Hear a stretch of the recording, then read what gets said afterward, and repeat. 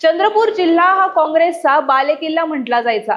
मात्र भाजपच्या हंसराज अहिरांनी 2004च्या लोकसभा निवडणुकीत काँग्रेसच्या बालेकिल्ल्याला सुरुंग लावला।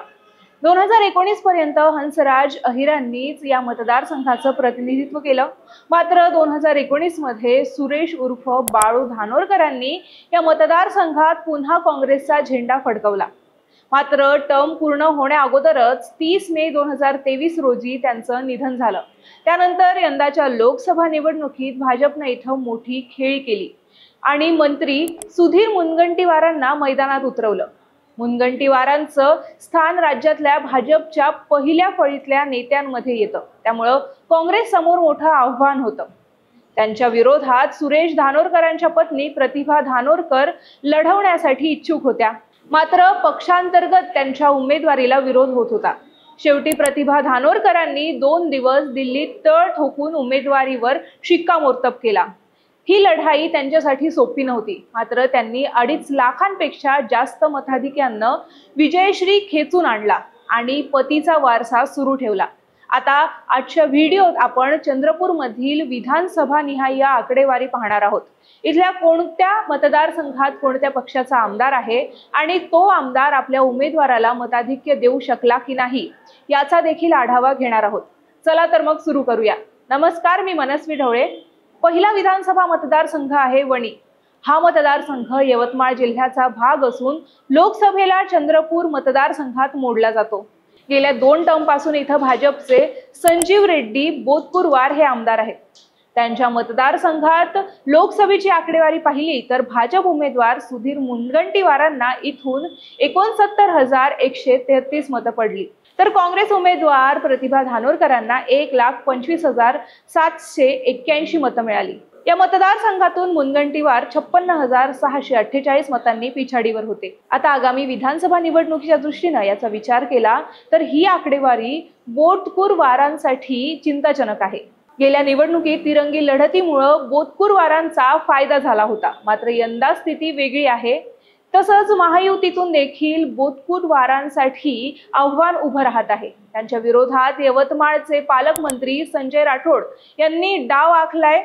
दोन्ही नेत्यांमध्ये राजकीय मतभेद आहे, त्यामुळं बोतपूरवारांना पूर्ण ताकदीनिशी मैदानात उतरावं लागणार आहे। पुढचा मतदारसंघ आहे आर्णी। हा मतदारसंघ देखील गेल्या 2 टर्म पासून भाजपकडेच आहे।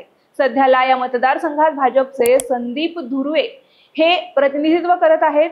त्यांनी दावा केला होता, लोकसभेला सुधीर मुनगंटीवारांचा विजय नाही झाला तर मी मिशी काढेल। मात्र ते स्वतः त्यांच्या मतदारसंघातून मुनगंटीवारांना मताधिक्य मिळवून देण्यात अपयशी ठरले। आर्णीतून सुधीर मुनगंटीवारांना 84,521 मतं होती, तर प्रतिभा धानोरकरांना 1,14,085 मतं पडली आहेत।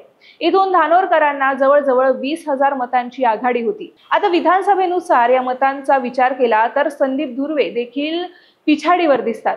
तसंच गेल्या विधानसभेतही त्यांचा निसटता विजय झाल्याचं म्हणावं लागेल। त्यावेळी धुर्वे विरोधातील मतं वंचितच्या उमेदवारात विभागली गेली होती। मात्र सध्या स्थिती पाहता आगामी विधानसभा निवडणुकीत धुर्वे पराभूत होण्याची दाट शक्यता आहे। त्यानंतरचा विधानसभा मतदारसंघ आहे राजुरा। इथून काँग्रेसचे सुभाष धोटे हे आमदार आहेत।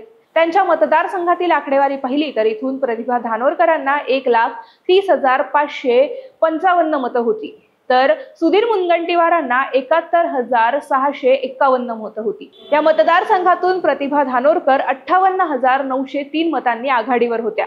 त्यामुळे विद्यमान आमदार सुभाष धोटे देखील आगामी विधानसभा निवडणुकीत आघाडीवर दिसण्याची शक्यता आहे। मात्र दुसऱ्या बाजूने विचार केला तर सुभाष धोटेंच्या विरोधात मतदारसंघात नाराजी आहे। लोकसभेला प्रतिभा धानोरकरांच्या मागे उभा राहिलेल्या कुणबी समाजानं सुभाष धोटेंविरोधात मात्र यल्गार पुकारला आहे। तसंच माजी आमदार संजय धोटेंनी देखील निवडणुकीची जोरदार तयारी सुरू केली आहे। त्यामुळे सुभाष धोटेंना विधानसभेचा डाव सावधपणे आखावा लागणार आहे। चौथा विधानसभा मतदारसंघ आहे चंद्रपूर। चंद्रपूर विधानसभा मतदारसंघ हा SC प्रवर्गासाठी राखीव आहे। या मतदारसंघाची आकडेवारी पाहिली तर सुधीर मुनगंटीवार इथूनही पिछाडीवरच दिसतात। या मतदारसंघातून त्यांना 80,484 मतं पडली होती, तर प्रतिभा धानोरकरांना 1,19,811 मतं पडली आहे.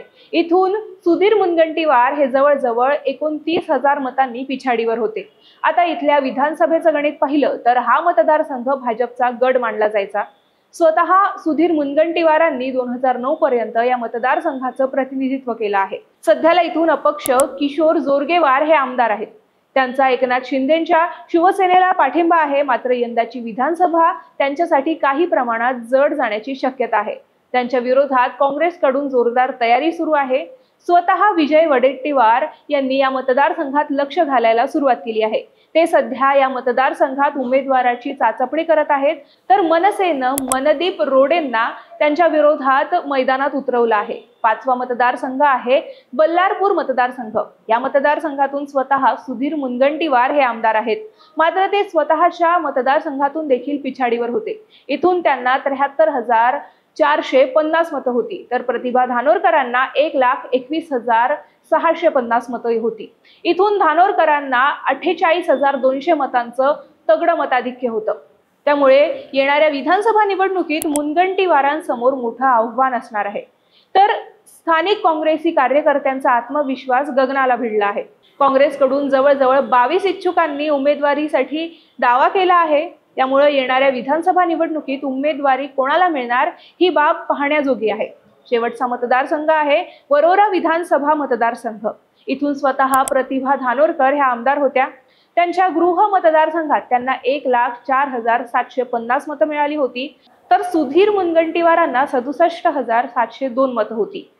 धानोरकरांना आपल्या गृह मतदारसंघातून 37,050 मतांची आघाडी होती. आता येणाऱ्या विधानसभा निवडणुकीसाठी या मतदारसंघातून काँग्रेस इच्छुकांची भाऊगर्दी आहे. मात्र सुरेश धानोरकरांचे बंधू अनिल धानोरकरांचं नाव इथून सर्वात आघाडीवर आहे.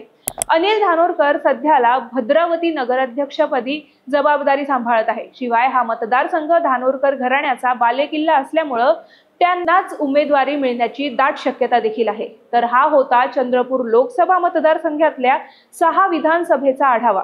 यावरची तुमची प्रतिक्रिया काय आहे तुम्ही कमेंट्स मधून नक्की कळवा आणि आणखी कोणत्या मतदारसंघाचा आढावा पाहायला आवडेल हे देखील सांगा. धन्यवाद.